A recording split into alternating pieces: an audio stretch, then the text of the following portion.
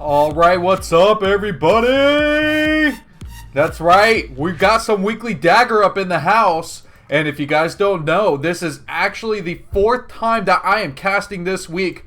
I've been slaving for you guys. I've been waking up at 4 a.m. every day to get ready for the ASL casts. And if you've been watching the Tastosis cast with the substitute in there, it's cool. I still love you guys. I understand that the primary GSL caster lineup is pretty solid. And I totally am stoked. Whether you guys watch them, the Korean cast, Terror, it is awesome for you guys to just be involved in watching StarCraft 1. But now it is time. This is my time slot. You are here for me, and you are here to enjoy a lot of Korean replays that I am bringing exclusively to you. So this is going to be an absolute blast today. So if you can see already above my head here, let me point. We're going to have 3 games, but I have plenty more replays if we feel like these games went a little too fast, or we just weren't satisfied. I have Zero versus AlphaGo. I have actually Hero versus Zero, where they're off racing, Light with an off race. A couple more AlphaGo games. I mean, there's a whole mix-up with this replay pack. Zero really brought his A game when trying to provide me with these replays this week. So I am so excited to have all those under my belt. And, of course, if we don't get to them, that means we have more for another week for us to dive into. Now, let me tell you, there's been a discussion on Team Liquid recently, and the discussion has been all about ZVP. Why overpull? Why 12th hatch? You know, what's the difference? What's the advantages? Why do one over the other? And I tried to list out a few points to just kind of stem the conversation and to get it going. And I got a few interesting replies. But if you go down to the strategy section on Team Liquid, I would love to hear more from you guys on what you feel are the bonuses and the negatives of going 12th hatch instead of overpull. Overpull is the standard. It is the way to go. You'll see it almost every game. 90% of the games these days are played with overpull. So it is really important for us to really figure out, is overpull the way we have to go from now on? I mean, is it worth the sacrifice of not having that early hatchery, not getting those additional larvae? Because larva is so key early on. You're not only getting a delayed hatchery when you overpull, but you're also building early zerglings because you're trying to take advantage of the early spawning pool, which means you've got 6 zerglings, 3 larvae that have already made their way across the map to try and poke and prod against the Protoss player. And if the Protoss player opens up with a solid wall, no holes in the wall, then the zerglings can't get in. There's no pressure. You have light map control, which really means nothing once the gateway comes out and the zealots start running around because, Protoss players are assholes like that. And so, overpull, it's great. But is it the best? Is it the go-to every time? 12 hatch allows you to get your extra larva, maybe take a quicker natural gas, take a quicker third base, and get your macro hatchery up quicker, get to tech quicker. There's just so many different things that you can do with that huge economic advantage. And if your Protoss opponent goes, oh, well, I'm going to match you, I'm going to just start teching up and feel very secure too, who cares? You're out expanding them, you're getting a better economy. And so I don't know if there's any 12 hatch games that we're going to find in these replays today. I'll be ecstatic if the first one we click on is going to be a 12 hatch. But that's why I picked the first 2 games to be ZVPs. So maybe we'll luck into it between either Hero or Zero. Now, for those of you who don't know, we're actually going to be seeing Hero play in the next group stage games that are going to be casted Sunday and Monday next week. So do prepare for the ASL. And if you enjoy my cast, please find me. My URL is out there. You can watch the ASL cast with me and Flash for the win. We've been killing it lately. Alright, so let's go into game number 1. And then I've got a whole bunch of really fun stuff to the right here that I'm going to just kind of bring up throughout my stream. And I've got cool news to announce. In fact, next week will probably be my biggest announcement for personal announcements towards Team Liquid. I am trying to do something huge for the foreign community, and it is going to be completely run and funded by myself, but it is backed by Team Liquid. It's going to be awesome. I'll dive into that more after we get this first game out of the way. Always like to do the first game, It kind of helps me get right into the flow of things, articulate better. Just, the first one's always a throwaway. Okay, let's see. I can't seem to find the thread reading from D&H here, but I remember IFU Pauline also discussing why 11 pull would be better than overpull. Oh, well, aren't we throwing in something a little bit different here? Okay, so, oh, you Zerg players, you got to come out of the woodworks. Maybe I could get a couple foreign pros on here to discuss this with me. All right, let's go down here. What are we at? Weekly 13. It looks like we're gonna have Saren. What a cool name, Saren 0 versus Eyewater, aka Shuttle. Let's switch over to scene number 1 here. Looks like you guys can see everything good. Best of 1, 0-0. Game number 1 on its way. And if I miss your comments, I'll try and catch them later on too. Just remember that. I do enjoy an active chat, but I get so distracted. I promise you, I'm a completely distracted person. If I go over to the chat while I'm trying to watch a game, I probably miss the most critical thing there is. Okay, so we're on NeoJade. Let me just open up. Let's reveal this entire map here. And yes, it's a 4-player map if you guys aren't familiar with NeoJade. I do love that when I cast these replays from Zero, he's not always just playing Fighting Spirit. A lot of Circuit Breaker games, but it's not just pure Fighting Spirit and Circuit Breaker at this point. These players are starting to play different maps because they realize that the tournaments that they're going to be playing in and competing are not just going to be the standard anymore. They're trying to bring in some of the older maps and some new maps. I like what they did in the last ASL with those 2 new maps, Takeback Mountains and Overwatch. Of course, we really don't have that here. Instead, we've got Benzene and Eye of the Storm that will be filling in. I'm going to try and do a breakdown of either Benzene or Eye of the Storm as we continue, maybe another weekly Dagger, so we can kind of do an in-depth look at the map. Why are players doing certain build orders? Why are they playing certain styles? Is it good for one race over the other these days? Versus we look at TLPD, and when we're looking at TLPD, we're thinking, oh, this map is super imbalanced because we're looking at the stats, and then you look at the stats numbers, and really, it only counted like 30 games, which isn't that much of a sample pool, and the metagame has changed so much. The state of play is completely different than it was in the past. Okay, so keep an eye out here, and look at this. Oh, oh my goodness. Oh, I actually started the free versus hero game because apparently that's what I clicked. So let's go ahead and switch over to scene number 4 here so no one's confused. We're going to start off with free versus hero, and let's go with that one instead. So look at this. This is, well, technically it's 11 here, but we'll call it the 12 hatch. You know, it's based on usually the number of drones here. But we're seeing hero that actually doesn't go for the overpull on NeoJade. So maybe it's the style of map here that we're seeing the aggressive expansion opening over going for the spawning pool. So this is really cool. We really lucked into this. And free, on the other hand, he's going to have to open up here and try and block off this location. So let's go ahead and continue to this game. And he's going to open up with a forge. Really, you need the forge, the gateway here, to extend this wall as far as possible. And I'm wondering what the decision here was to not put the pylon forward. Maybe you can cover most areas with just the forge and the gateway. I don't remember walls for every map. I am trying to commit them to memory. In fact, I'm putting together a wall thread for Team Liquid. Yeah, that's another one of my projects that are in the works. But I'm trying to put together how to wall off all natural bases for all the popular maps that are played. So Destination, NeoJade obviously right here, Circuit Breaker, Fighting Spirit, Python, Match Point. It'd be really nice to know what are the optimal building placement locations for all of those maps and just have like a quick snapshot look. So we don't always have to be guessing, oh, I think it was supposed to be this way, and then you can put a probe here. We'll know that in the future. So that's just one of my bucket list items that I'm working on. And when I say bucket list, I promise you, I have no plans on dying anytime soon.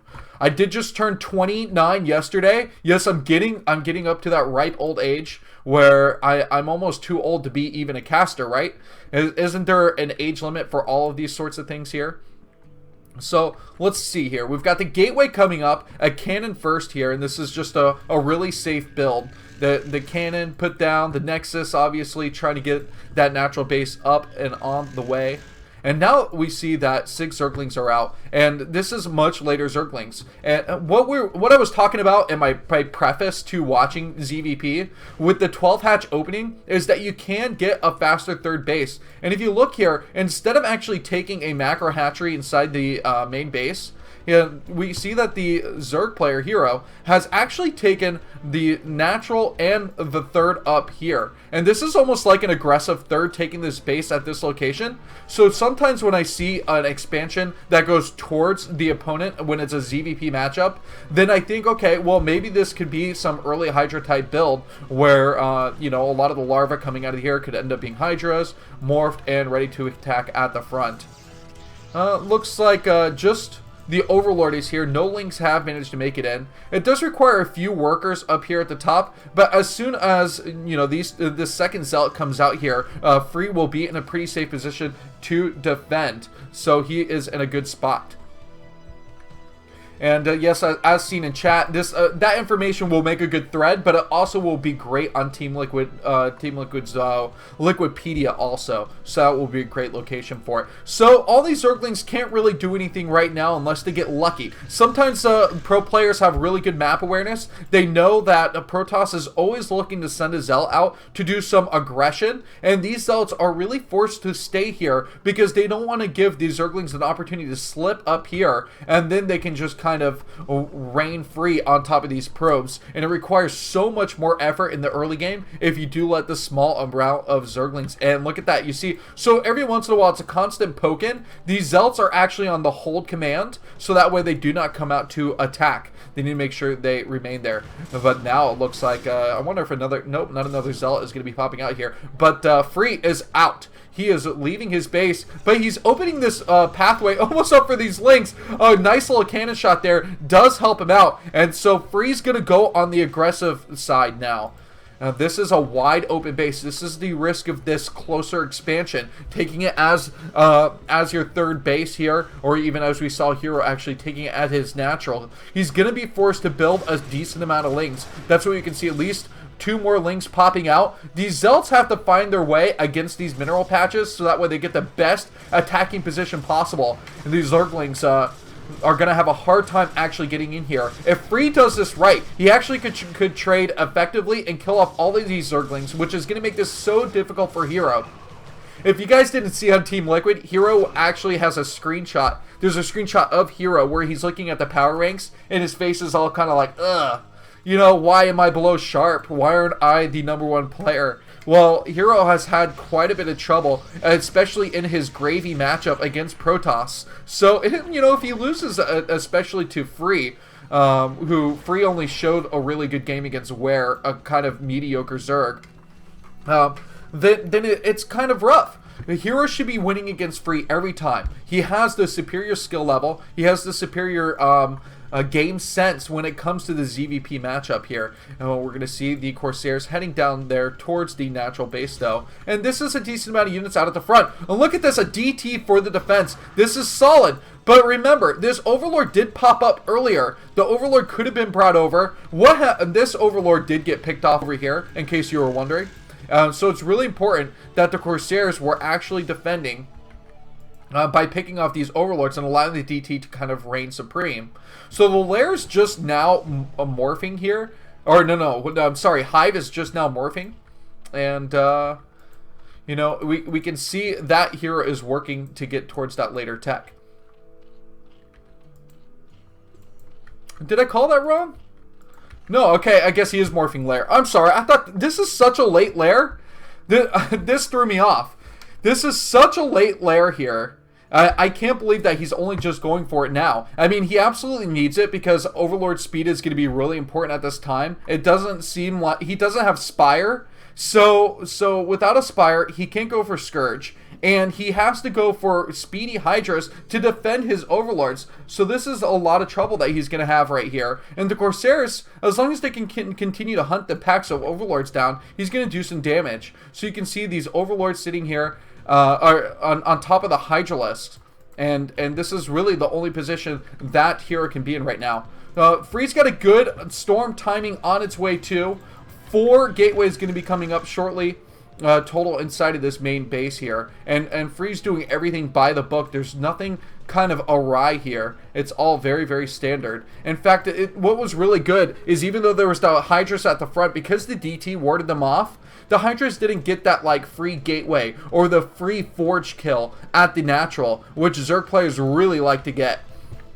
It's that kind of false scare that Zerg players will go for, where they get a mediocre amount of units, really. But it's enough to make the Protoss player think, okay, how many cannons do I need to drop down right now if I'm going to defend against this early Hydra force? But again, this is just kind of a prodding force. It's not really going to accomplish anything. And I wonder what late game composition Hero's going to be going for here. He's got to wait for this this research to finish before he even determines whether he wants to go for Hive or not. You can see the range upgrade for the Hydras, trying to push that forward. This DT has done really well. It's already got 4 kills, but it's a great deterrent also. No Overlords have been roaming on the map, and it seems like Hero's been essentially shut down by just the smallest group of Corsairs. I wonder if we can see what the count is. 3, 4... yeah, 4 Overlords killed by these Corsairs, so that's a pretty hefty amount here. These Zealots at the top, I guess they have a good high ground advantage, even though they're melee, as the Hydras may have to shoot from the slightly lower ground here. But with speed, and +1 should finish in just a second here, it's getting really close. The Lurker's going to be coming in the background, so this is the weakness of Free right now. He doesn't have observers out on the map. So Speed Overlord coming along with these Lurkers, a good group of Hydralisks, and off these 3 bases, Hero's looking to put some heavy pressure on this transition into Dragoons from Free. The storms from Free are going to have to hit pretty hard, though. We can see that... oh, no! He's going to lose a High Templar at the front. But he does have storms that are loaded up here, trying to bring these High Templar... But without the Observer at the front, it might be more important that he gets these Lurkers instead of the Hydralisks. But that was a significant amount of Hydras that weren't really microed away. Hero, you know, not playing very... effectively with these units at the front, but still taking down the gateway, applying pressure, and allowing him to just continue forward with his tech.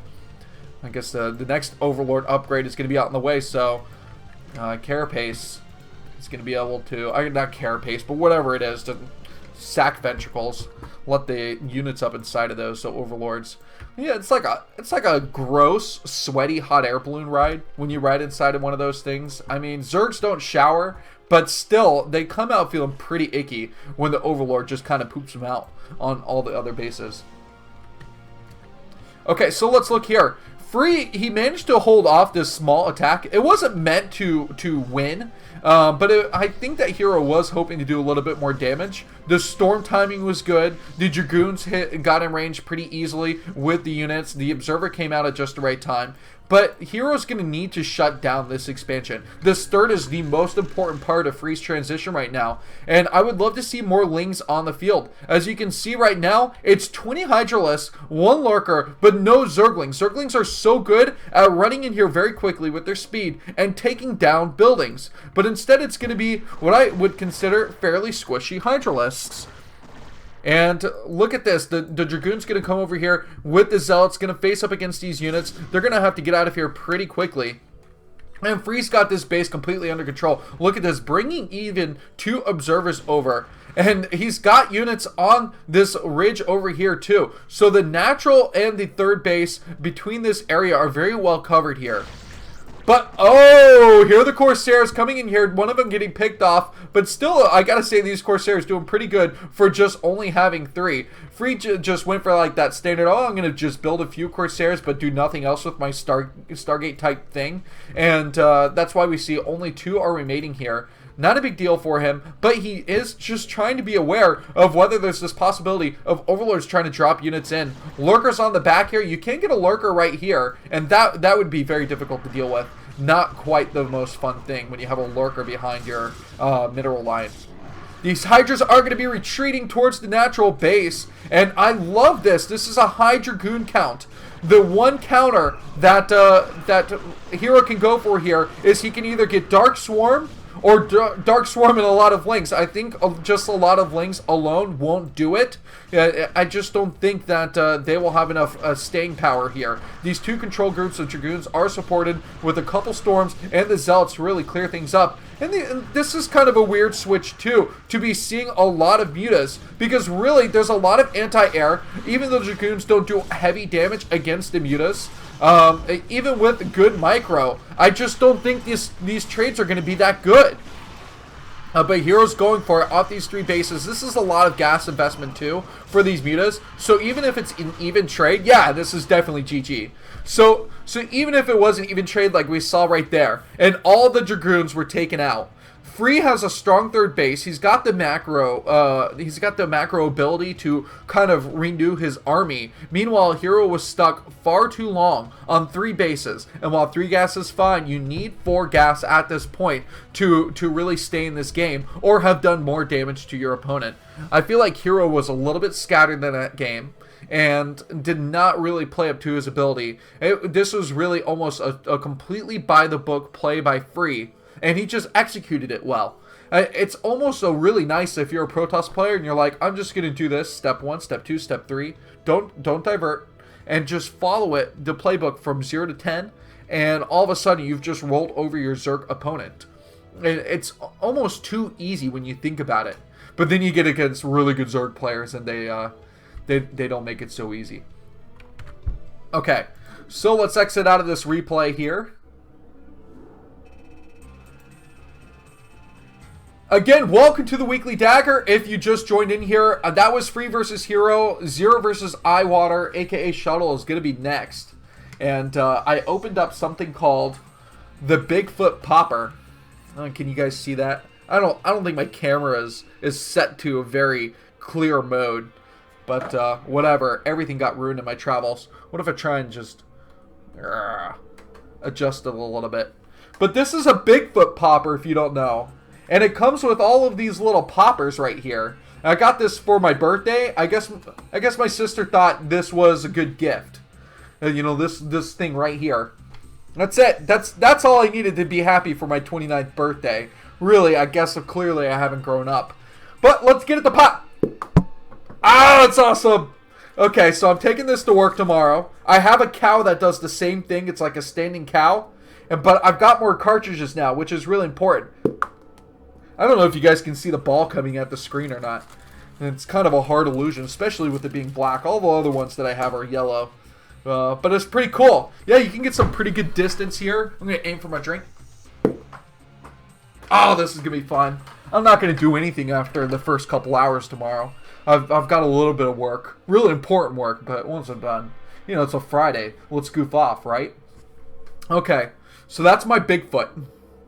So, the other thing I've got going on here, guys, and so I've announced that I've got a baby on the way, and this is coming in June, and so I thought maybe it would be better if I started practicing for my casts when I have to hold a baby while I'm casting. What do you guys think? You know, I thought this is a medicine ball. It's a standard 8-pound medicine ball, as you can see, verify the weight. And so this is roughly the shape of my child. And once it's probably in utero, this is roughly the shape of my child. Of course, it's going to extend. But, you know, so let's do something here. Let's add to this a little bit. Okay. So you've got to clothe the child. So this is me learning how to be a father here. So you have to clothe it. And so this is going to contain all the shit that is going to be coming out of my child here. So if you haven't been on Amazon, they have something called shit and mittens. It's literally like moist towelettes in the shape of a mitten that goes around your hand. But yeah, this actually feels like roughly the weight of a full diaper. Have I held a full diaper? Not really. Okay, true story. I've got to divert here.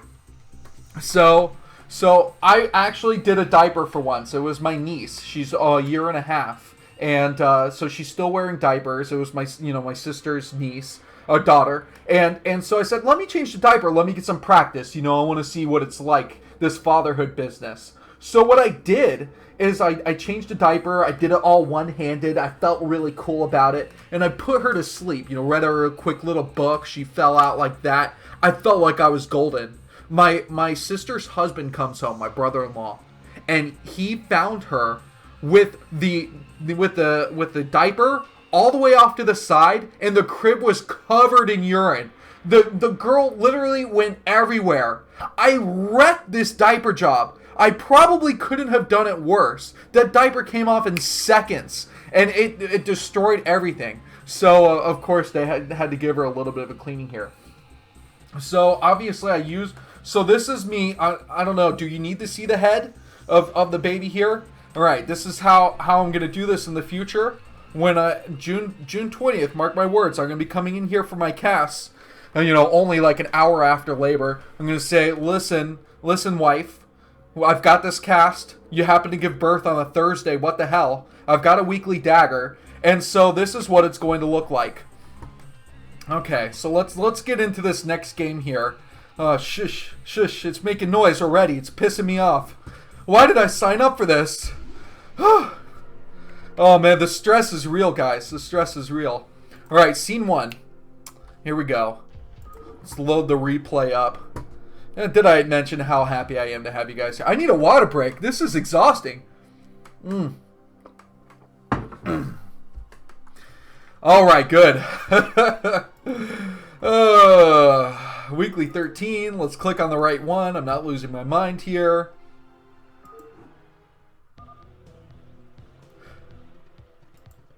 Oh! I did click on the right one earlier!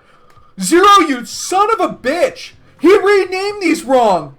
Did you? Let's go back. We have comprehensive proof right now. Oh my goodness. Oh my goodness.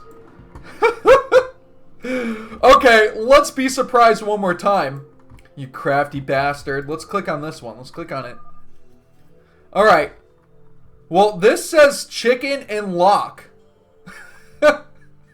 Who is chicken and this is a ZVT. Oh my god.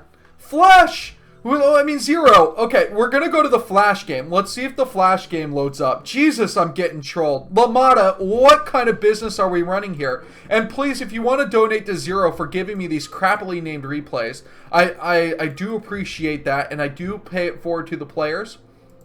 Got a big announcement, but I won't announce it unless this is right. Okay, so we've got Flash. We've got Flash, but this is Flash versus PPTY 12. What the hell kind of name is that? How do I change my overlay with one hand? Things are getting way too difficult here. Scene 7, go. I said scene 7, X-Split. God, this thing is slower than a turtle with one leg. Alright. I could have stopped at 3 legs with that joke. But apparently a one-legged turtle's just worse. Okay, so let me see if I can edit this with one hand. PPTY. Maybe this is Baby. Maybe this is Flash versus KT Baby. How cool would that be? But no, we're seeing a Protoss player here. PPTY12. Anybody can give me the AKA. That would be pretty cool. And then, of course, my arm's like, this is uncomfortable. I'm not going to be able to do this. I'm going to need one of those strap it down things. Maybe wear a belt around my chest to hold the baby in here. With some tape. Alright. I'm getting tired of this, guys. This is absurd. I don't know. Is the camera still up? Let me fix this. Okay. I got some tape here. We're going to make this a little bit easier to hold on to the baby as we figure this out. Where's the ending here? These are opening build orders if you guys don't understand PVT. It's the same every time. Protoss builds a bunch of gateways. Goes Cybernetics Core first, unless they're an asshole and they're going to cheese. This tape is unyielding. I'm not going to get it open. I may have to go with a different level of tape. This is almost too good of tape. Really here. Alright guys, hold on. I'm scraping in. Ah, this would be so much better. Okay, here, I found the opening. Let's see if we can actually talk about the game here. Look at that. So, supply depot at the bottom. Not really anything important. Here we go. Let's hold on. Let's hold on to the baby here. This tape is going to be really important. So we're gonna have to strap it like an ammo belt. I don't know how I'm gonna get the tape over my shoulder. we're just gonna kind of swing it here. We're gonna go a long stretch. We're gonna swing it over the shoulder. Oh, it didn't work. It didn't work. Hang in there, guys. We're getting there. Getting here. The baby's still alive. Baby's still alive. All right. Okay, I got it. Is this the kind of streaming that Stork gets upset about?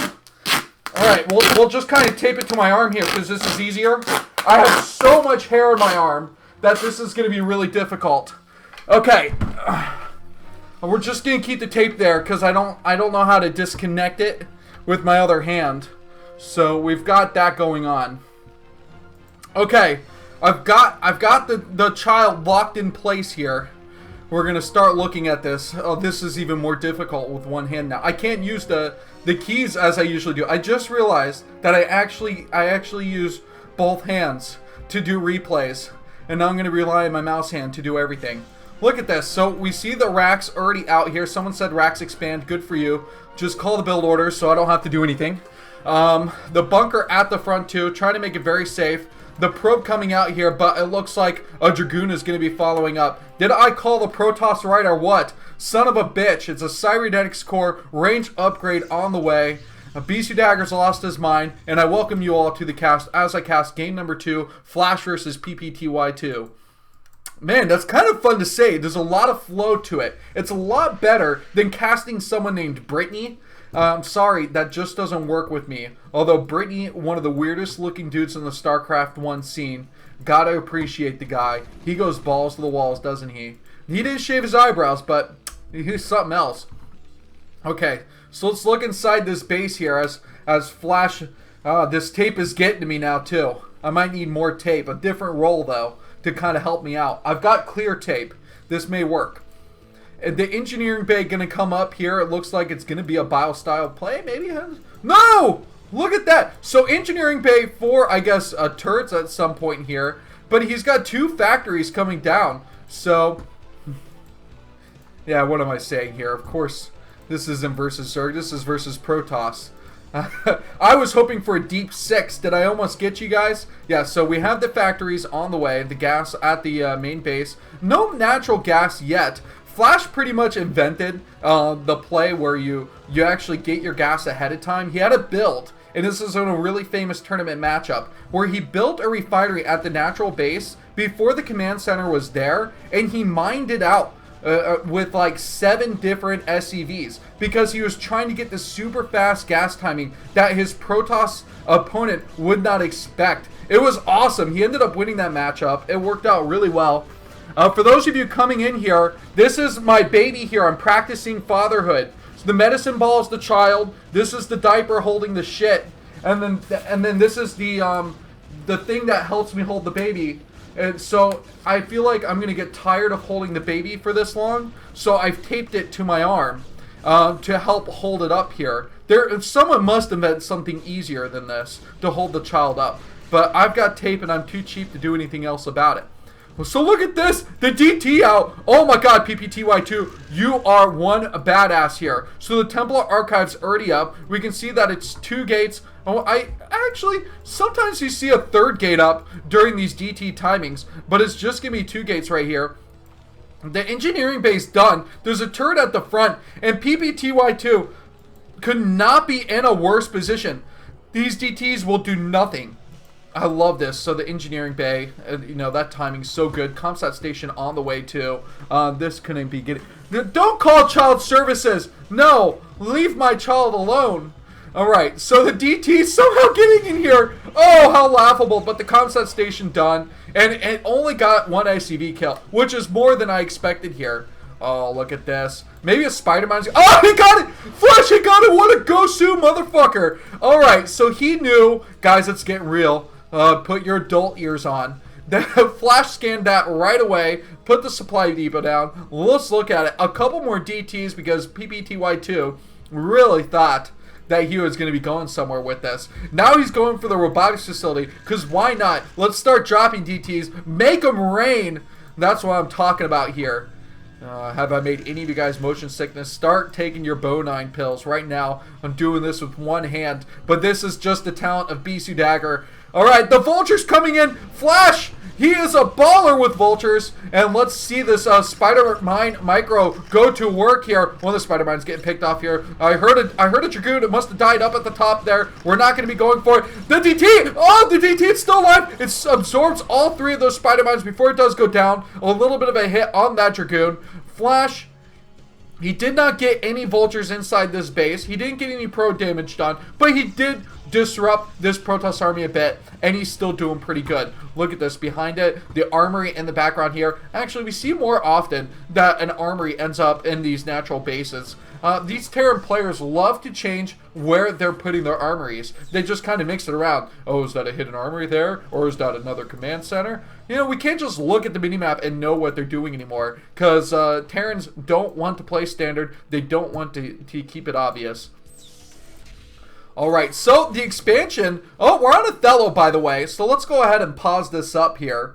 So, someone just... Okay, it's really cool that you guys noticed that we're on Othello at the same time I did. Literally wasn't looking at the chat first. But let's go ahead and look at this. So this is your weird-ass expansion here. You can take a third. It's wide out in the open here. There's a gas here, the mineral patches. Your 4th base is mineral only up here, or you can take the mineral only here at the south.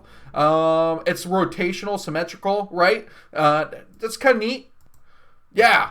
So what a weird-ass 3rd base, but Flash loves it. He's expanding towards his opponent, and he plays like a baller and always expands towards his opponent because he is tough and mighty.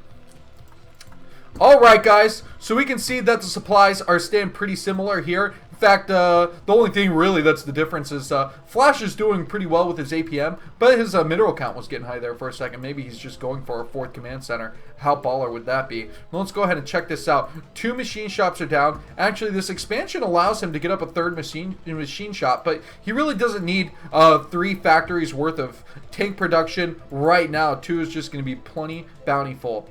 So where did that drop or the shuttle go here? Ah, yes! We thought the shuttle would be there, and of course it is. So the Reaver, you saw the scarabs that were queued up. 2 zealots brought in here too, and this is a shuttle on a warpath now. God, these couldn't move slower. Come on, let's get the upgrade going. Let's see it mosey along here. All right, we're just getting our look-see in here. Let's look inside this natural base too. No gateways hidden out at the front. It looks like the observer over here. Oh, he's gonna see it. He's gonna see it. Look at the vultures. They kind of poked in that direction quite for a second, and it would probably be better if he just dropped the Reaver there and spun it in circles. But let's see how Flash does. Oh, there's a turret getting a couple shots off here. This Reaver is actually getting hit quite a ton here. The Zealots haven't dropped off yet. So, maybe Flash is maybe thinking, are there Zealots in there? Are there not? Oh, look at that. Speed's done. The Reaver, it's going to come out. The first shot is going to come off. The Scarab, it's good and done. It does not get there. Follows it way too long. Disappoints the entire Protoss race. Heads home with shame. Lost a little bit of health. Not going to be doing anything else. God, we've seen DTs fail. We've seen the Reavers not do anything. PPTY2, how are you going to win this game? Well, you know what? His 3rd base has been on a harassed. I would expect him to be taking a 4th very shortly here. Well, that's why he's got that probe over there, right? Okay, Flash, he's got a pretty solid 3rd under control here. Tank and basically supply depot defense is all you pretty much need. In fact, you know, I like when you can just have an open terrain as a Terran player and make your own walls and kind of morph the terrain into what's favorable for you. So that's what these supply depots are going to be doing. In fact, you know, if this was like a neutral map wall here instead of the supply depots, then the supply depots wouldn't be distracting from like Dragoon shots and Zealots that were running in, trying to figure out what they should prioritize in their attack. So I love supply depot walls on this. And look at this. So the shuttle going to be going in one more time. Oh, High Templars. Oh, snap. Let's see how this goes here. Oh, the warding turret keeps them at bay. Naughty. Shuttle, you got to get back out of there. Okay, so TY2 not doing anything. Actually, it's TY12. Why didn't you even tell me that there was a 1 there? My vision, horrible as you can see from the sunglasses. Alright, so all these tanks having a little bit of a tea party up in this third, up in the hizzle, and this Nexus finally going down. Oh, look at the Gosu scan there too. Flash knowing, yeah, it's 2 cannons. I could crush that any minute now. My army is growing. Let's see how our upgrade situation is going. Armor and attack on the way. +1 attack was already researched first, so +2, +1. Or I guess if you want to read it in order, +1, +2. Going to be going for the mech army, just in a little bit of short while. Look at these Marines just kind of touting their way around here. They got lost from the crew, and they're saying, well, why should we go back? We're literally useless for the rest of this game. So let's just kind of have our little huddling amongst this map. Oh, God. If they get a pylon kill, these guys are freaking heroes. A shuttle full of 4 High Templar can't do squat.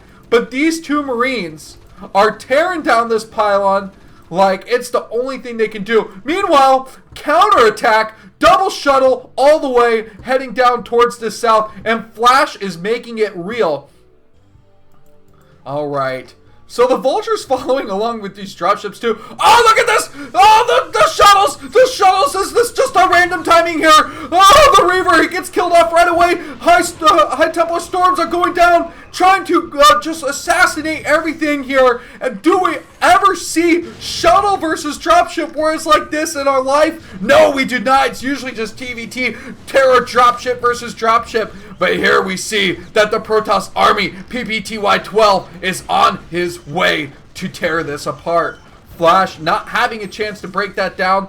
You know what? These Zealots killed off the Marines. Look how low that got. 70 health, so close. And we're seeing that PPTY-12 is actually doing pretty solid. Except for he can't eliminate this tank. Oh, how sad. But double dropships coming in here. 4 Dragoons. You want Zealots. The Zealots will clear everything up oh so much more nicely here.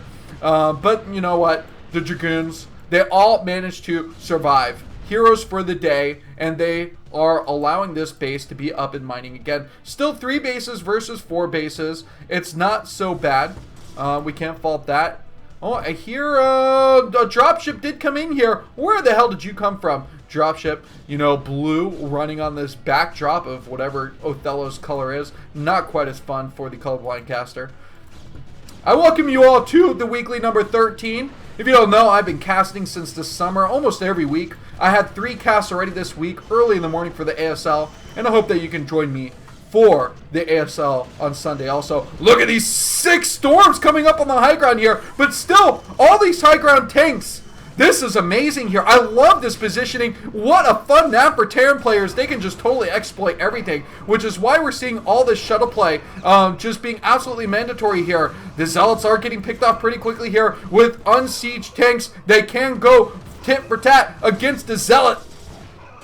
Oh, and they clear out everything. Eventually, they'll be able to go into siege mode pretty quickly here. Going to be able to hit all of these probes here at this 3rd base. Look at this. Even science vessels coming in here. So we're looking at a 5-base Protoss, but really only operating off 4 bases at any point in this game, which is really important to see here. Meanwhile, we finally see that Flash has been able to take the additional expansion at that 12 o'clock position here. There's just so much army. Look at all these tanks. 20, 19. Oh, tear it apart. Look at that Jungby level storms. The D-Matrix coming down. And this Arbiter does manage to freeze down 3 tanks and leave the rest for fodder. Can this Protoss army eliminate it though? More scans are going to be, well, scans really don't need to be needed. This science vessel has to be taken out first before even scans would be necessary. The science vessel having a nice day today. Just an overlooking view and watching as his forces continue to terrorize the Protoss. Still, the economy isn't too bad. Even with losing this 3rd base, I would say that PPTY-12, as long as he can trade efficiently, can still manage to hang on to this game. He's just losing ground on a really good spot here. And once the tanks start to siege up and Flash starts to bring the SCVs, then it's going to be trouble because supply depot walls will start to be on his half of the map. Another round of Zealots are going to be coming out. Look at that. Stasis coming down. We've got 2 Arbiters in the mix. And look at all these shuttles here ready to drop on top of tanks if needed. The Zealot's trying to engage as quickly as possible here. Okay, what do we got? Only +1 attack. The upgrades heavily in Flash's favor as he has the 1-2 upgrades as we discussed earlier. Okay, look at all these Zealots though. It's not that many. Actually, I overhyped that. I overhyped it. The Zealots are trickling out way too slowly here. This is like a small hose leak. It's not enough to actually water any of your lawn. And it's just an embarrassment amount of Zealots. Not even worth throwing them into battle. Might as well gather them up here. Look at that. The cheeky little High Templar dropped the store move, though. And somehow, we're seeing PPTY 12 still hanging in here. And is he going to expand behind this, too? He's got a probe that's just jonesing for an expansion. Because why not here? Flash is throwing so much away. He had 20 tanks, though. He's down to 11. And look at the Zealots still managing to come in here and ward them off. The Goliaths are going to be so important because it's going to render these Arbiters useless. And GG. What a game. What a game. Flash just rolling over his opponent and showing his dominance as Terran. Alright, man. I'm tired of wearing this practice baby on my arm. I did the best I could here. But I'm not going to hold on to it anymore. I've got to break away from this madness. Oh, thank God my wife never watches my VODs. She supports what I do, but she doesn't watch the VODs. What the hell were you doing with all my material here? I was just trying to keep the shit inside the baby, hon. All right. Oh, she's done so many cool things, though. I'm not kidding. She does these things called quiet books, like super arts and crafty too. And I really like what she's done. Maybe I could grab one without getting in trouble here. All right. I just dropped the baby off to the side there. All right. Let's see here. I wonder if the pieces are inside. So this is just like a little example here. And what she does is she kind of sews a bunch of these book pages together. And like this one is like a pirate one. And the baby has to learn how to open up the button and button it up itself. I figured it out since I'm no longer a baby. And then you are rewarded with the coin. So our child is learning to open doors and steal shiny round objects that look like coins. Yes, we're teaching our child to open and steal shit from us. Oh, this is a bad page. I'm not allowing this one. I can't allow it. Let's see what else we got. Here. All right, this is a safe one. Here. I like this. So in this one here, you mess it up, and then you put it together. Kind of like so. You kind of want to braid it. Oh, you can't see. Kind of want to braid it here. And now you've got a pie. You've got a pie here. So the child puts together so it looks good. Clearly I'm not any better than my kid. That looks good. And then what you do is you mess up. So I'm teaching my kid now to mess food up and steal my shit. These books are terrible. Maybe picking apples from the apple tree would be better. Alright.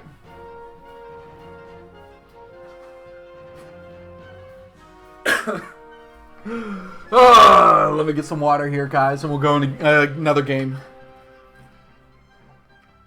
I have to dive into the 0 replays because he lied about the games that were on the replays. I'm not sure which one I'm going to get here. So if you guys hang out, I'm going to play some fancy music for you. I'm going to download some replays, and then we'll continue to have some fun. We'll be right back. You'll see me on the screen, but when the music's over, we'll be continuing.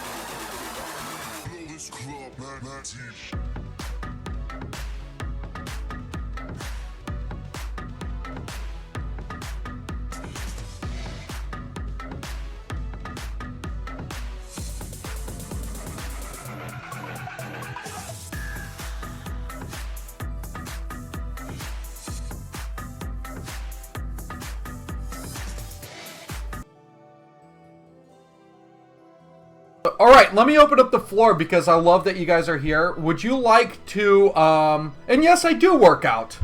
Would you guys like to choose which replays we watch? So here's what we have. According to Zero here, we have Zero versus Locke. We have Movie versus Best, but Movie plays as Zerg, maybe, unless 005 Jin is someone else. Let's see, Hero as T versus Zero as Protoss. Just yell one out, and that'll be the first one that we go with, if you feel like that's what you want.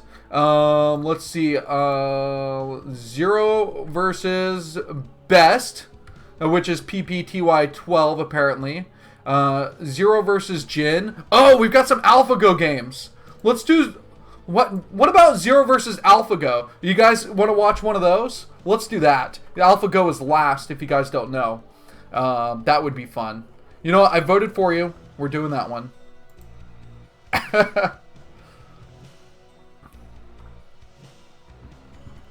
Alright, let's see. Let's download this one. I do see that you guys did select a few games here. What do you say? No ZVZ. No, we will not do a ZVZ. Alright, you guys are backing me up. And then if we feel like we want to do another one, we can. Okay, back to music. Let me set this up in the correct folder, and then we'll go into the next game.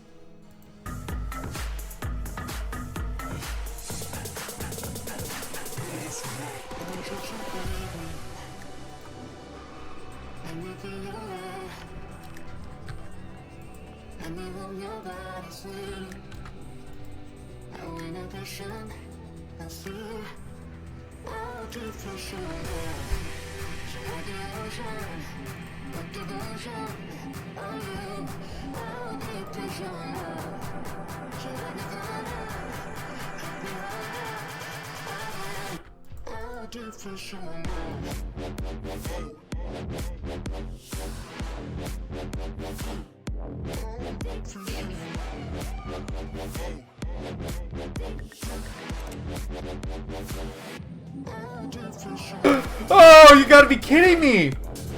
Guys, Zero is drunk. He is literally the most drunk StarCraft player there is.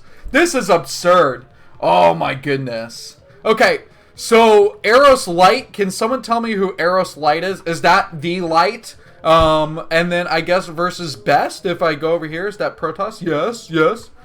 Okay, so we are going to be watching Light versus Best. Because apparently, apparently AlphaGo is watching, but not in this game. Oh my god. Please donate to Zero so we can put him in a proper AA program so he sobers up and gives me correct named replays. That would be really important. Anyway, okay, so I want to tell you guys something. And I'm going to be announcing this officially on Team Liquid. But I am starting something called Team Liquid's Fight Club. It is going to be completely self-funded using all of the money that I have earned as a caster from the Africa Star League.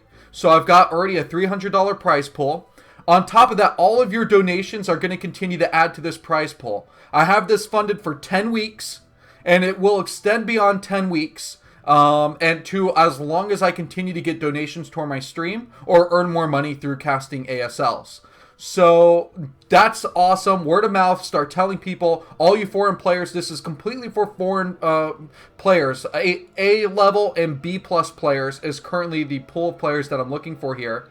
And each week, 1v1, best of 9, casted every Tuesday by myself.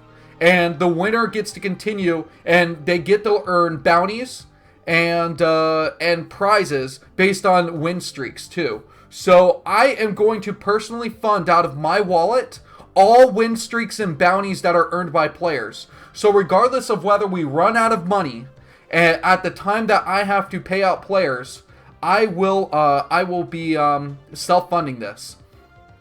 So let me tell you guys, on top of that, this is going to be starting, the start date is going to be January, I believe, 30th. Let me see here, that should be a Tuesday. I'm stuck on my screen. Let me shimmy over here. Screwed that up. Okay.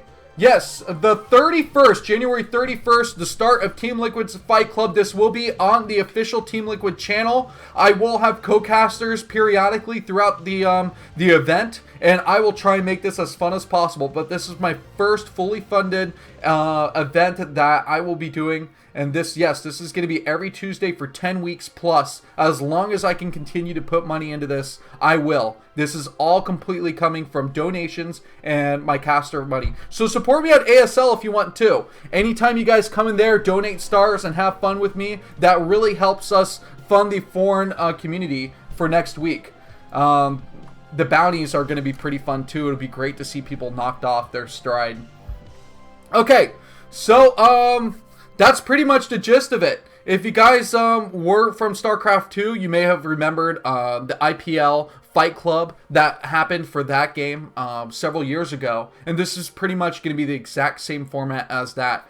I'm so stoked! So I'm going to have that. And then on Thursdays, I will be casting KCM matches. So that's the teaser for that. Hopefully KCM Legend matches will start up also next year around the same exact time. And I will be casting every Tuesday and Thursday. Instead of my weekly Dagger casts, I will be doing Fight Club and KCM Legend matches.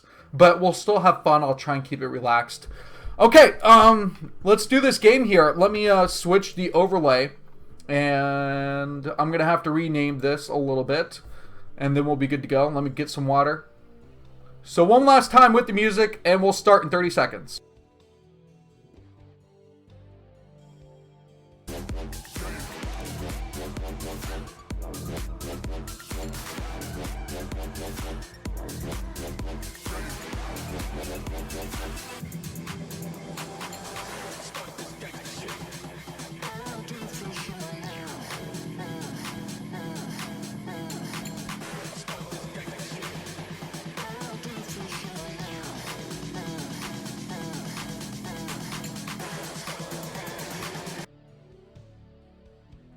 So the worst thing you could do as a caster, if you guys don't know, is actually let out a cough. Because as soon as you cough, it's like the give a mouse a cookie syndrome. And you start to think that, oh man, I gotta cough again. Oh, I gotta cough again. I'm feeling it in my throat. So we're just gonna kind of move past my coughing fit that I'm slowly having as I'm throwing up like crazy. As you'll see, hopefully I don't gack in front of the microphone and the video. Alright, that's terrible. What am I, deplorable? Alright, guys, we're going to be going into light versus best. Of course, please spread the word. Like I said, everything that I just brought up here, there's tons of hype around it. I'm very excited to be sharing such great news with you guys. Let's see. That my XSplit stream is good to go. Okay, so best light. Oh, this says a random ass score of 2-1. So let's eliminate that too, because we don't want that. We're on Outsider. We've had a new map every time, so it's like we struck gold in terms of, player matchups and maps. So let's go ahead and give this a look-see too, as the players continue to open up here. So this is a 3-player map on Outsider. SE, I forget what the SE stands for. I honestly always blank. I'm terrible with memorizing names, and I'm terrible with abbreviations apparently too. So this is where the additional expansion or additional spawn point can be. So looking at this map too, and I guess this is another one of those ones with rotational symmetry. The natural base is on the low ground right here, and it's wide freaking open. What? No, well, I mean, wide open here is very wide. But then to the right, let's say you had your opponent spawn down here at the bottom. Then it's wide open for dropping play. I don't know if you're Zerg, maybe Muta play would be pretty nice in this type of map. There's a lot of space behind the main base too, which makes me think harassment could be good there. And then let's look at the upper path. If we're going from the Terran base to the Protoss base, you can mine here.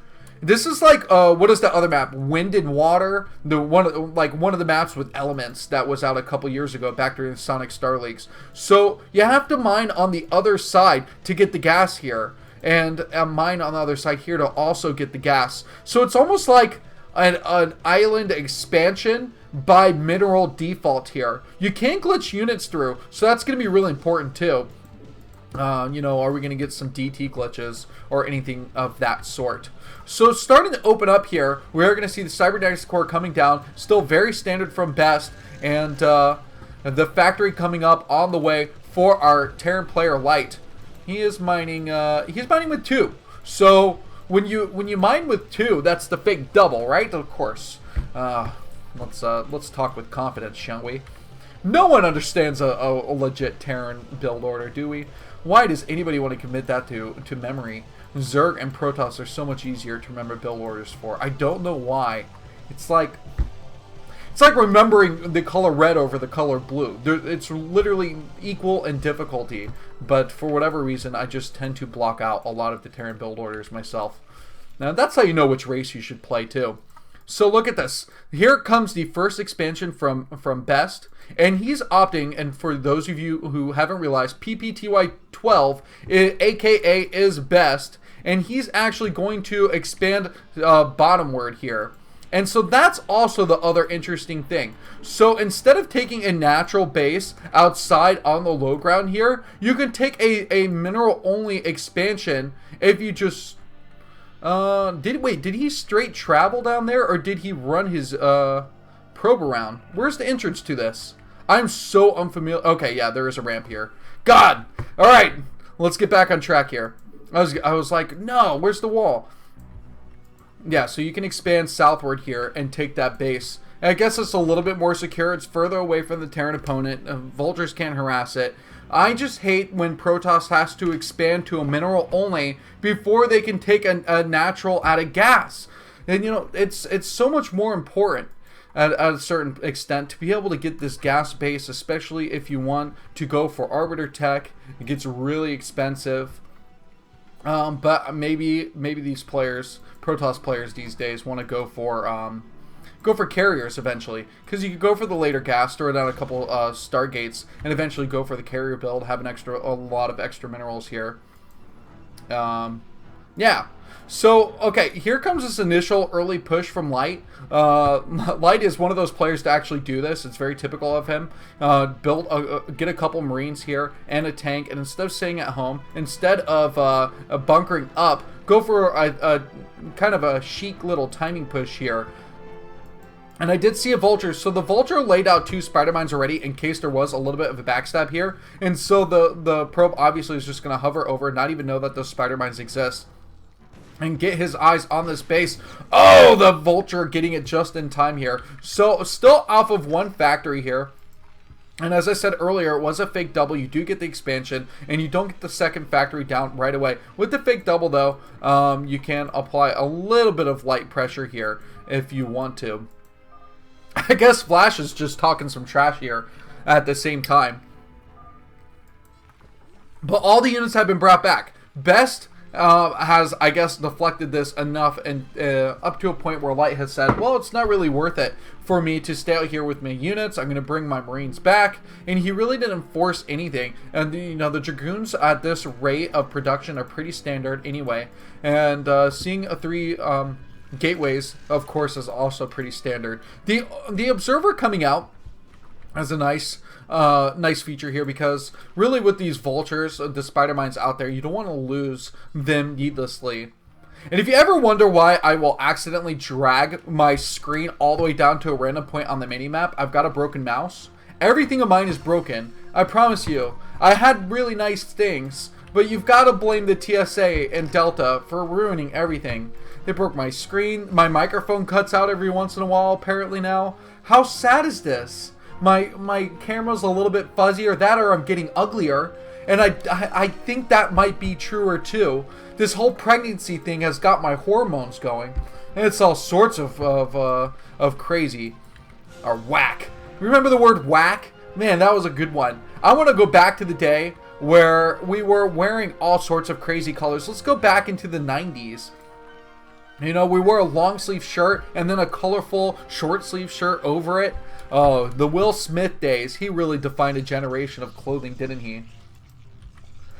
Sue them like a real American. That's right. So finally this gas expansion is going to be coming down, and I guess Best is still sitting pretty good right now. He does have that range upgrade is finished. There's no hidden tech here. There is just a Dragoon at the south, which I guess is important because, oh, is he going to do it? Is he going to do it? We caught it in time. He does the glitch. The glitch master is real. The vulture is going to be heading over to this location here, and the Dragoon is just going to have to ward this off. Okay, so Light's going to try and micro to hit the probe.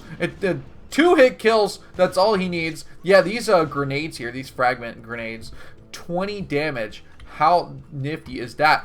Best, he pulls everything. He pulls it all. So, I guess he really isn't feeling happy about this. And is he trying to... He does it! Oh my god! Light... he's gonna have to deal with this Dragoon that is just like Luke Skywalker here, the Jesus of the Protoss units, floating over the mineral patches. Call Da Vinci. He's invented the boots to allow him to walk over this land. And what incredible Dragoon that was. Great work by Best as he manages to use the mineral trick and get the fattest of units across. I mean, this is the hardest unit to get because they don't listen. These Dragoons are freaking monkeys. They don't pay attention. Okay. So let's get back on track here. This vulture getting chased away by these Dragoons. It looks like the engineering bay over here, don't be worried. This barracks setting itself up so it can see long range for any oncoming units here. And this is a nice little tank line or set out into a pretty good spot. So we've got 6 tanks lined up really well, 8 in total. See in the back here, there's 2 more unsieged. Yeah, both doing that glitch the first try. That was amazing. These players are on top of their game. They don't need to try anymore. They say do.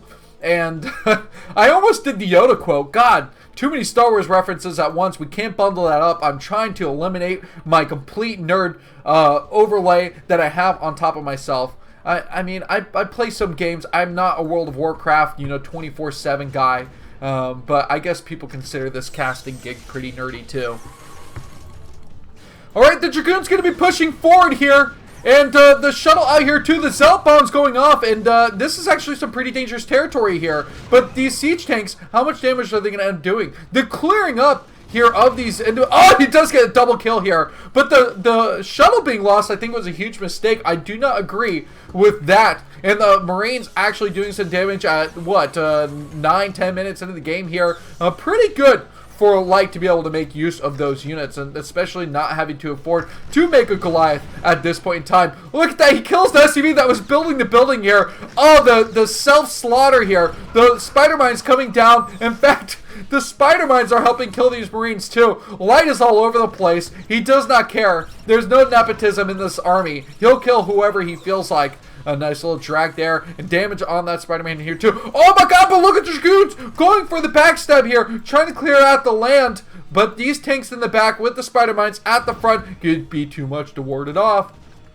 And I wonder if he can use this area to his advantage with siege tanks.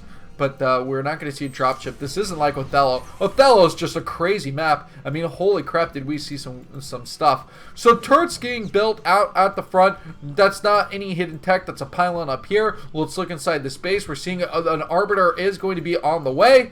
Yes, it is Arbiter tech. Look at all these gateways.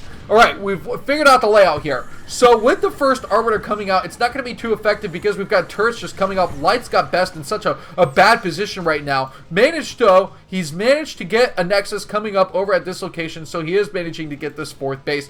4th is going to be so important at this time. Look at the bunkers at the front. A bunker, supply depots. This is chaos. 4 Marines are ready to fill up that bunker. He's going to lose this Nexus. There's no way he can hold it. And these Dragoons are losing their minds, sitting over here saying, what are you doing, Commander Best? We could actually engage in this battle if you were doing any better. But Light is just on a rampage. He's playing too perfectly. Let's see if we can find any of the armories in here. Let's look. We got any upgrades? I don't see any armories. I mean, I'm just doing a quick scan looking at the mini-map. So it is a low-tech mech that really is applying pressure. Maybe that's something that Best can get ahead in. He does have the +1 attack upgrade. He's got a ton of gateways and a cannon. What is the purpose? Someone try and explain to me why this cannon is being built against this Nexus. So he hasn't lost these yet, which is something incredible here.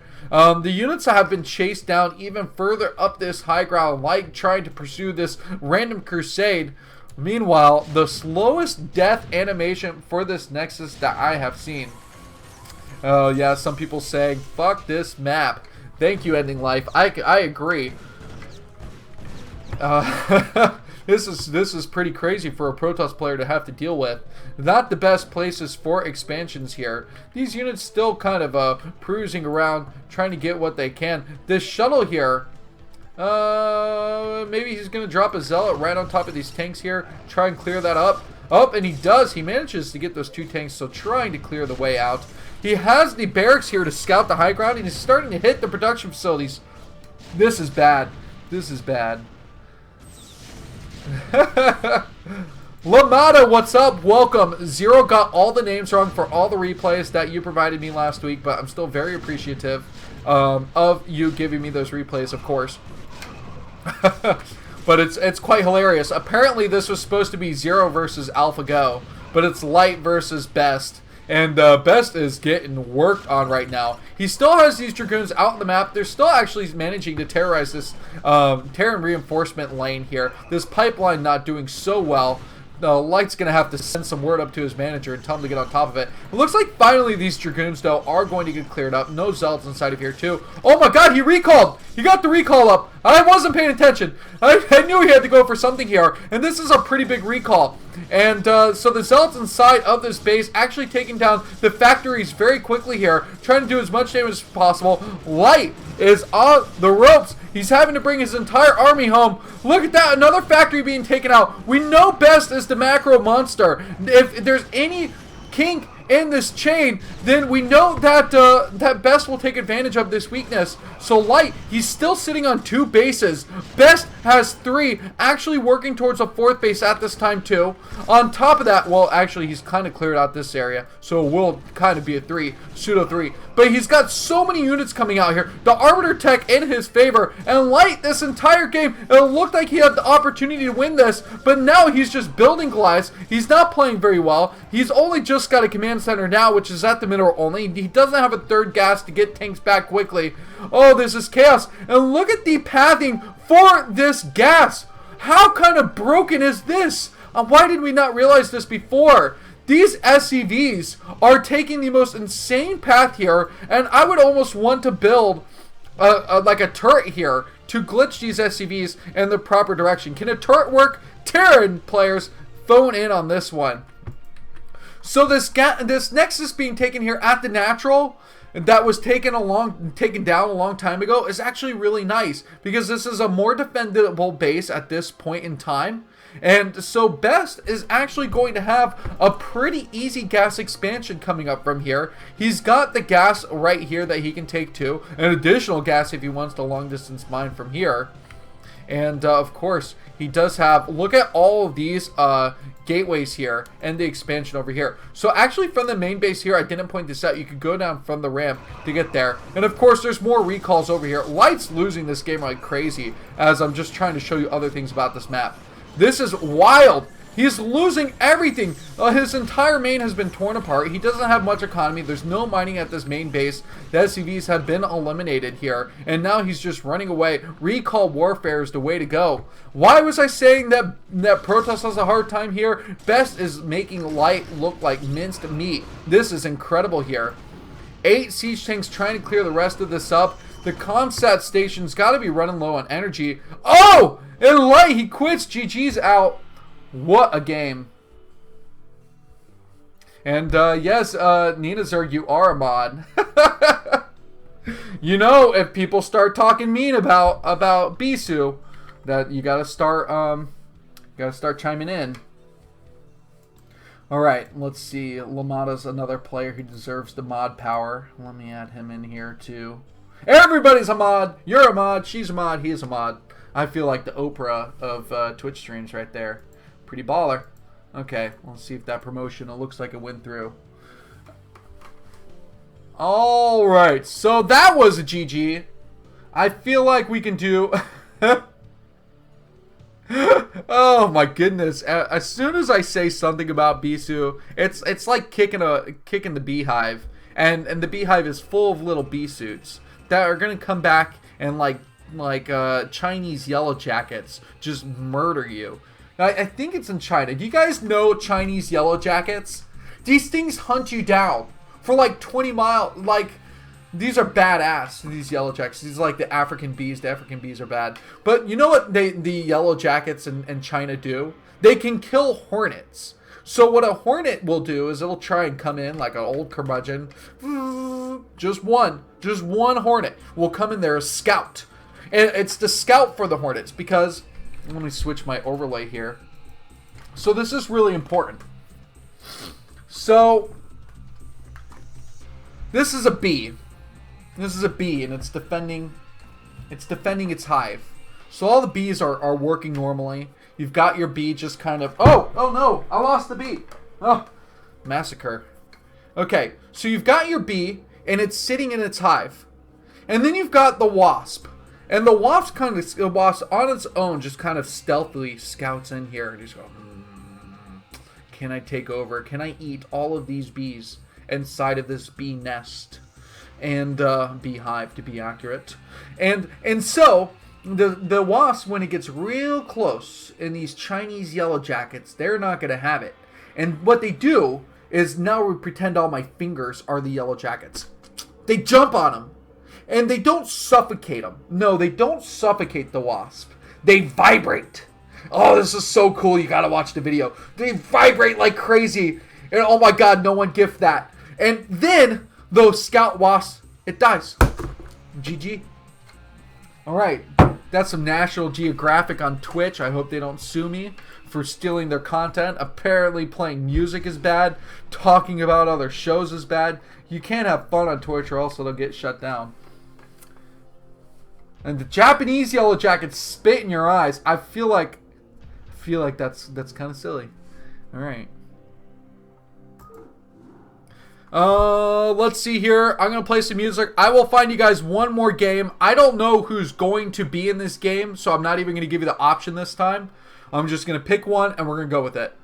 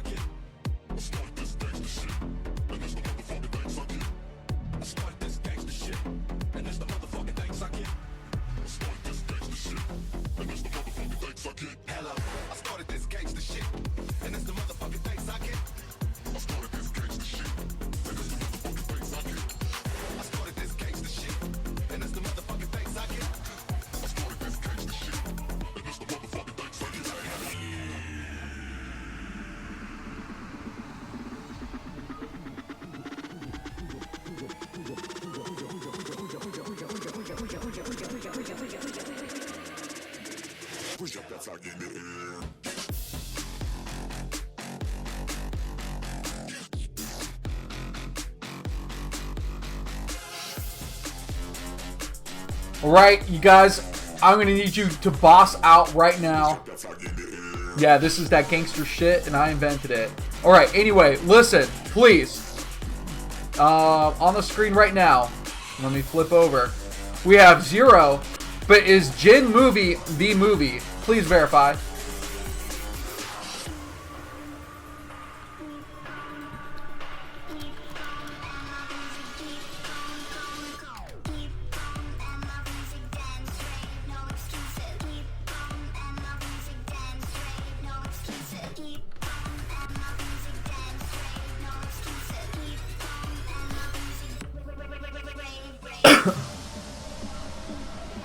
Alright, cool. We got the verification. You guys are ballers.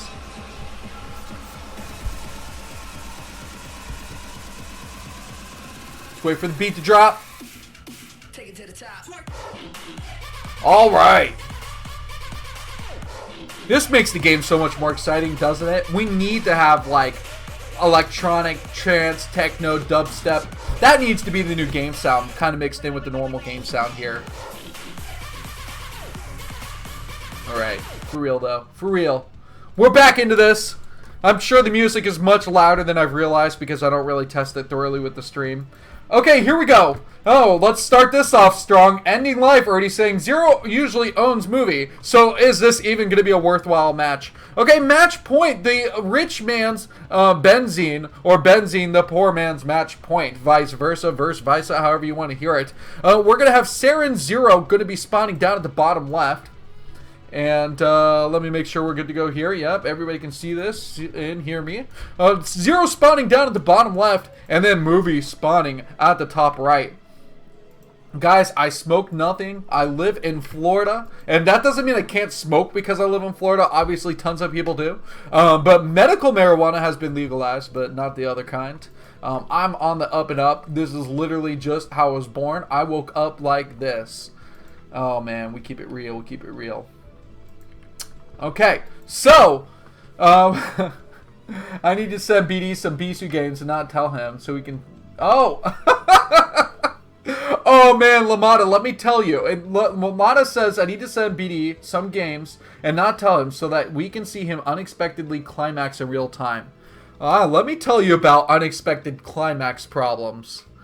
No, never mind, this is a little too adult for everybody. Okay. We don't need to be hearing about that. Oh, but boy, if you heard about my third date. Not the first one, mind you. Oh, man. It takes so long to finally get with a girl, doesn't it?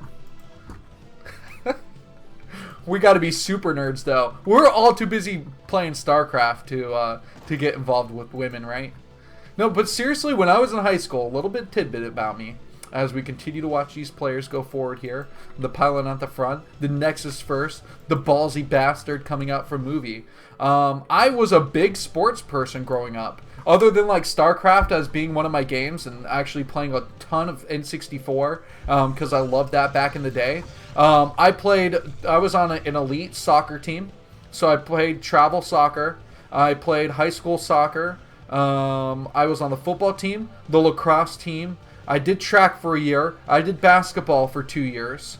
Lacrosse was 2 years only.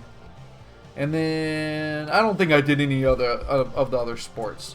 That might be maxing it out. But when I did track, I didn't run track, even though I guess I could have. I did like the discus and the shot put. But I was like a really skinny dude. My arm was like this much of what it is now.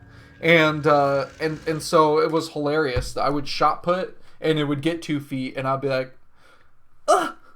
I would have to make like this the Venus Williams gasp as I threw the shot put ball. You know how she does it when she whacks at the tennis ball. Every girl, Serena, they all have to have like it's part of when you want to become a professional tennis player in women's sports. You have to perfect the sound. You know, that was a little bit too manly, but I can't do the feminine sounds for you. Let's not take it that low today. So Zerg, Zero, look at this. He's already taken 3 bases. He's already got the lair on the way too.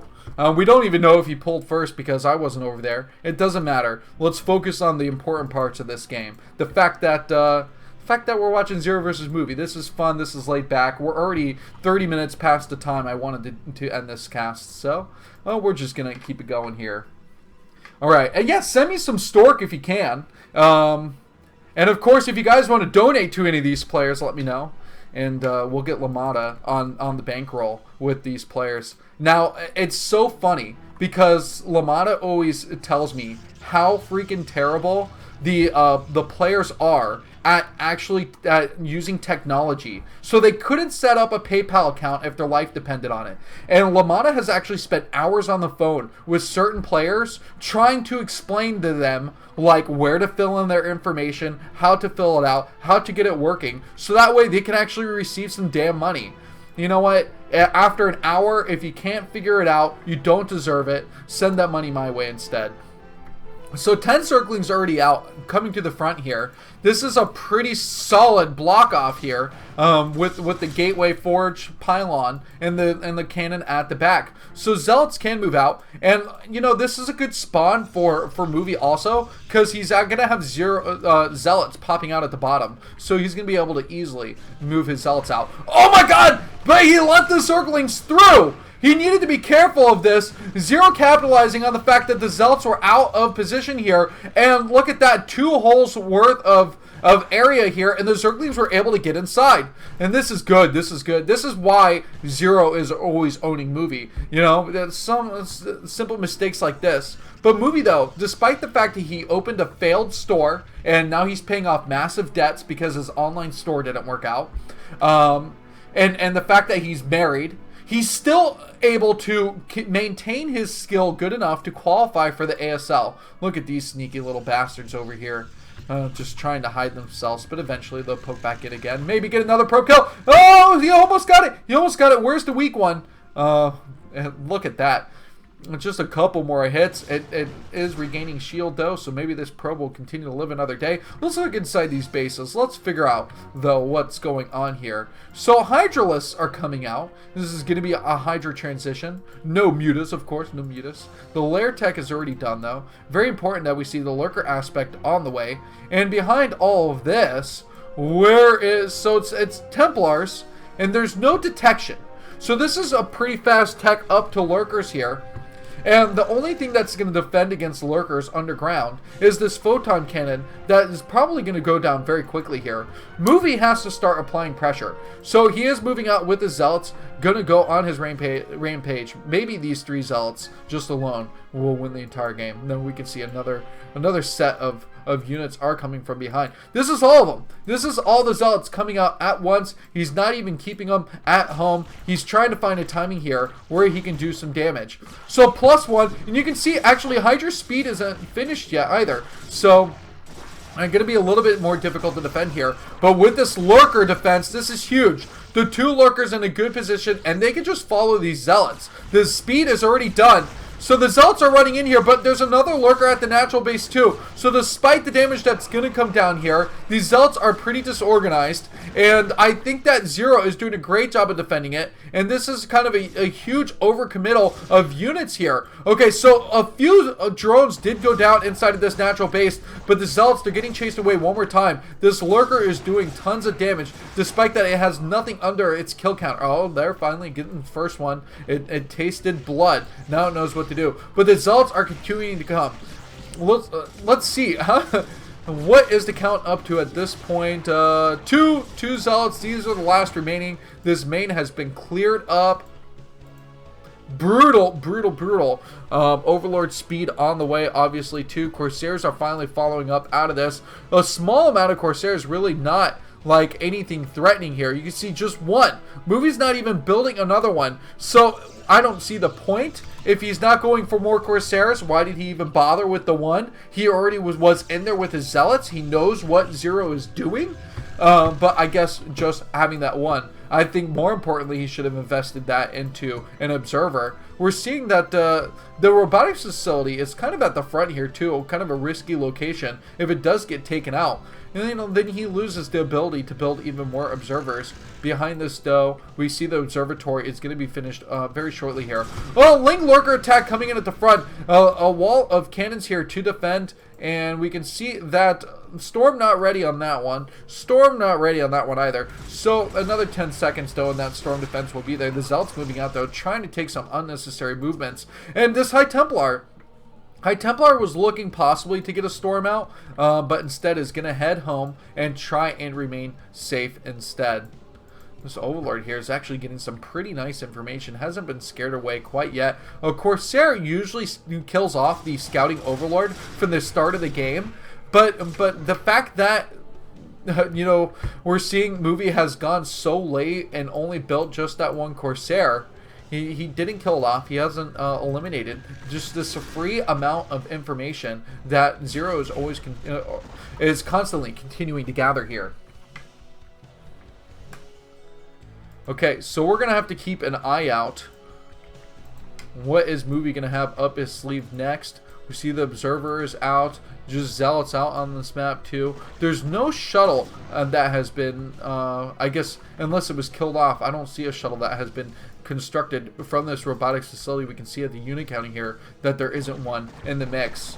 I'm just addressing the quick comment to possible shuttle play in the chat. So the Hydra's pushing forward here. Still no upgrades. That was a huge missed storm here. A great pullback by Zero, who is very map aware. In my opinion, I put him as the best Zerg.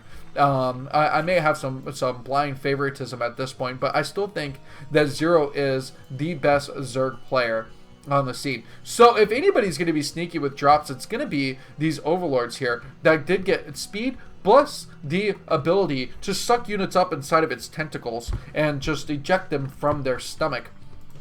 I was reading a little bit of an article about how C-sections are apparently affecting the evolution of humans, but they could not say whether that was good or bad. What a useless amount of research here. But this C-section coming out of these Overlords, you know, using tentacle to cut their stomachs open, drop all the Hydralisks out. Movie's in a really bad position here. You know, all the units that would be popping out are going to die off pretty easily. The Lurker's going to be in a good spot here. And Zero not actually lowering that Lurker, so kind of slow to react there, but really focusing on the fact that he is holding down this main base. Meanwhile, this is a huge move out from Movie, who is just going to go for a counterattack, and maybe we will see a base trade situation. Does he have enough here? +2 attack is finished up. No armor upgrades though, so still the same old weak units. Any upgrades for these Hydralisks would be nice, and it looks like Zero was able to squeeze in +1 attack. Oh, that was one nice storm there, but I'd say the second one not so hot to trot. Meanwhile, the main base. Oh, look at this. There's not much left. 6 Dragoons, a few High Templars, not many Zealots. Really, he's got more cannons than anything else. Oh, Movie, poor Movie. He can't re-macro. That's the problem. He does have this third base over here, not mining with too many probes. He's lost his gas, like one of his gases, so he's really only getting gas units based off this assimilator being mined over here. And, the Lurker in the back, the Lurker! It's gonna scare off the probes. Movie's in trouble. I don't know if I've seen any Protoss player climb out of a position like this before. Not without getting out of the booth and punching the other player in the face.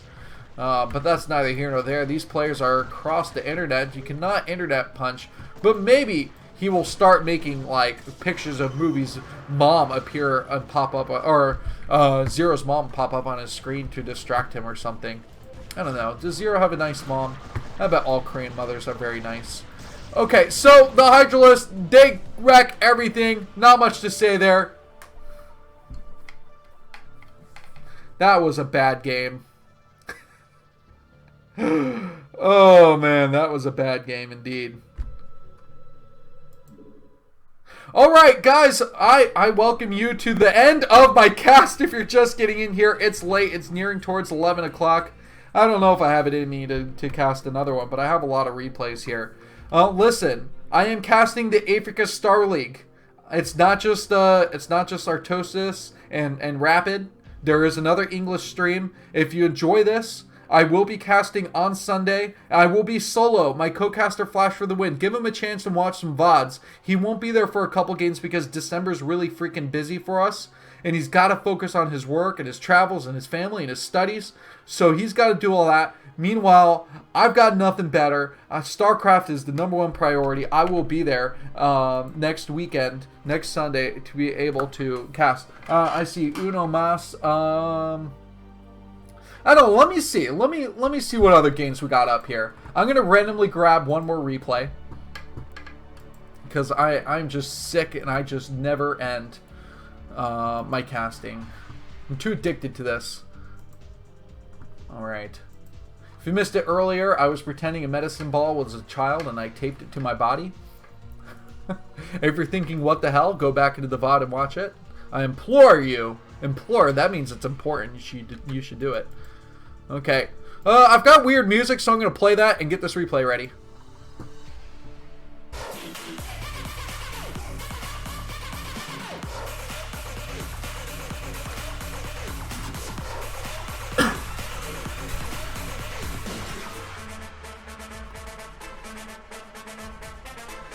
This is kind of like the Rocky theme.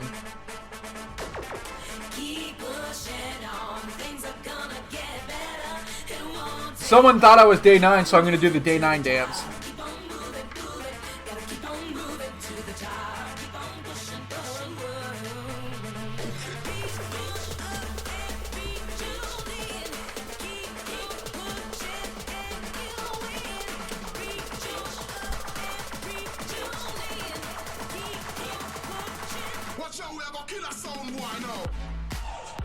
Alright, someone figure out who Locke is.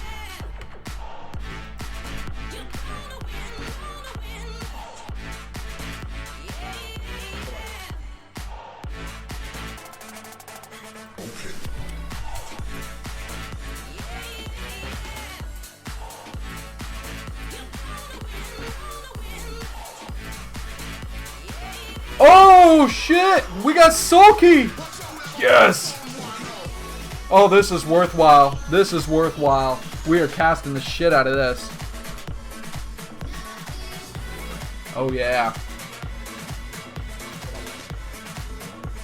Let's see. I feel like we could add to this cast, but I don't know how. I don't know how. Give me a minute here. This might be worth it. I might come back empty-handed.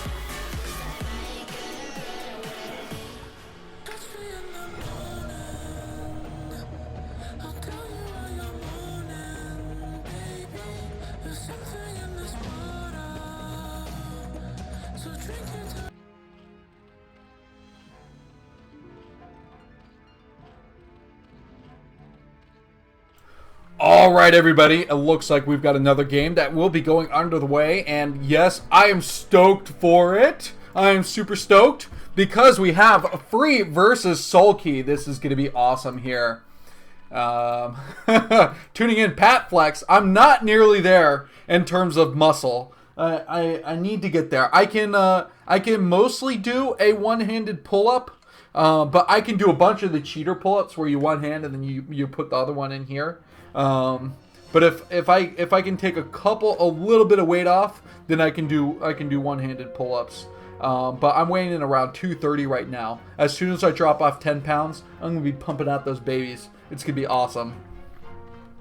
All right, I look like Bill Murray from Caddyshack. I guess it can't go any better than that. That's the highest compliment, to look like Bill Murray. At least you didn't say I look like Bill Murray from Zombieland, because that would be pretty terrible. Oh, white, pasty, old, and looks like I died and came back to life. Oh, I am animated, but I'm not reanimated, I promise you. Don't shoot me in the head to see if it kills me. It will. Whether I'm human or not, that will certainly kill me.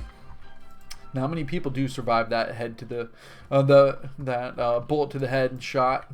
All right, so we're seeing here match point again, and this is going to be another ZVP, but it's going to be Free spawning down at the bottom left. I think Free's going to be a little bit of a better matchup here, but Sulky, we literally haven't seen Sulky. We haven't seen Sulky return. This is exclusive here. I almost should have done an entire cast around just this one game to hype it up as much as possible. This is going to be awesome. Okay, so we see here the probe is out. Is the probe going to go for the denial? Yes, Sulky is in denial right now. Oh, let the depression set in. This isn't StarCraft 2, buddy. You come back, you can't pull out these sick-ass moves anymore because Free is just going to be trumping your house.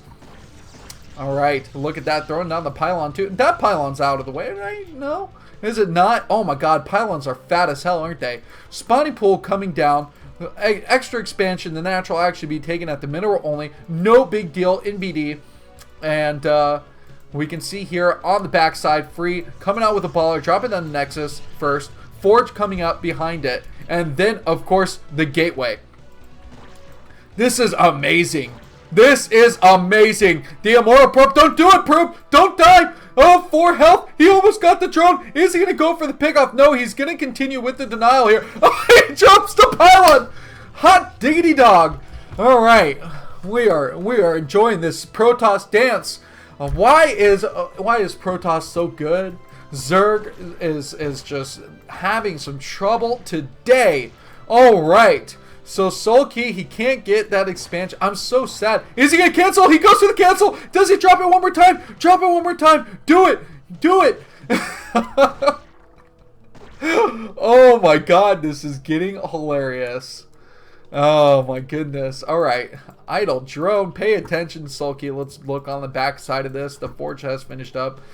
Gateway now. So Zealots are going to start coming out behind this. Photon cannon to keep things secure. And like we saw in the last map, there's a double hole here. Of course, that was coming from the south up into the northern base here. But I assume that all maps are equal in size, right? So double hole here, the potential for Zerglings to attack. But this is such a late hatchery. If you watch that Zero versus movie game, Zero had these 3 hatcheries done minutes ago, it would have felt like, compared to this. But of course, the lair on the way. So this is a double-edged sword, if not a triple-edged sword. I don't know if you've seen those. Don't handle them. They're dangerous. So anyway, in this double-edged sword scenario here, the lair is being morphed because why? This is a very vulnerable base, and it will allow it to live longer. Why is this double-edged? Because the lair, when it goes down, you're losing some significant tech. If Zealots do manage to run in and snipe this base or tear it down. So that's kind of the problem I have with it. But let's look here. So, I mean, it's not too costly in the fact that, you know, eventually maybe if Sulky is worried, he could get the lair over here. But you don't want to waste the extra gas and that time on this base right now because it'll put things behind. So right now, the commitment is to keep this base alive, and that's going to be the most important. Wow, all the tech, though.